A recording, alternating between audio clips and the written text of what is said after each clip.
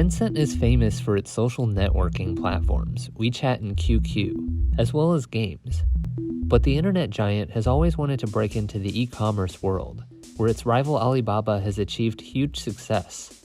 2 years after Jack Ma founded Alibaba and the C2C marketplace Taobao.com, Tencent launched its own version, PaiPai.com, in 2005. The e-commerce site kicked off to a strong start, soon becoming the only player in China that could take on Alibaba's Taobao after it attracted more than 50 million users in 2007. But as Taobao consolidated its position over subsequent years and Tencent faltered in its devotion to an online marketplace, investment from Tencent slowed down, and PaiPai.com quickly lagged behind, eventually pushed to the fringes of Tencent's business empire. In 2014, Tencent partnered with JD.com, and PaiPai.com was later sold to JD.com. In exchange, Tencent received a 15% share in JD.com.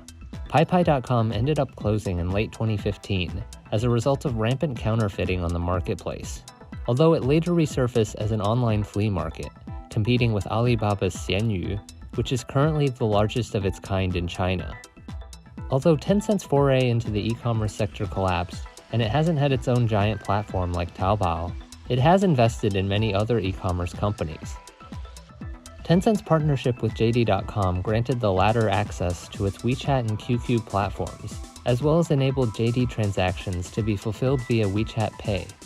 And JD has quickly grown to become a forceful rival to Alibaba.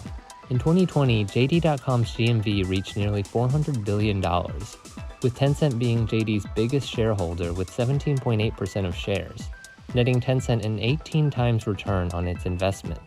The success of JD reset Tencent's approach for doing e-commerce. Instead of rolling up its own sleeves, Tencent turned to prop up its online shopping investees to compete against Alibaba. Tencent has also cast its eyes overseas. In January 2020, London-based luxury fashion e-tailer Farfetch announced that it secured a $125 million investment from Tencent to accelerate its growth in China. And in September of 2020, Tencent reportedly invested $62.8 million in Indian e-commerce giant Flipkart through its Singapore-based entity. Another fierce battleground behind the e-commerce race is the e-payment sector.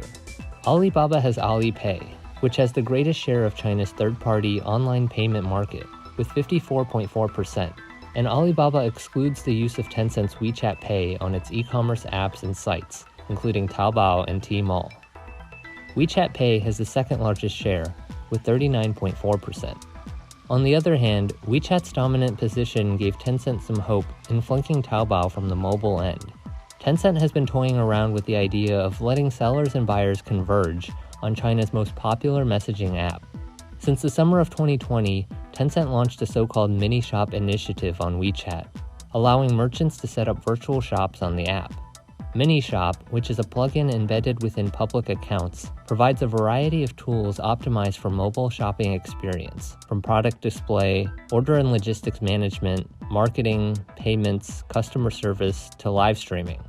By simply enabling it from a public account, anyone could turn their public account into a virtual mobile shop without requiring a technical team. It won't be centralized as JD.com or Alibaba's Taobao, but it could help Tencent draw smaller businesses to the platform. With firmly established players in China's e-commerce sector, it's not easy to break into the market, even for a giant like Tencent, which doesn't have a direct rival to Taobao or Tmall which it can call its own.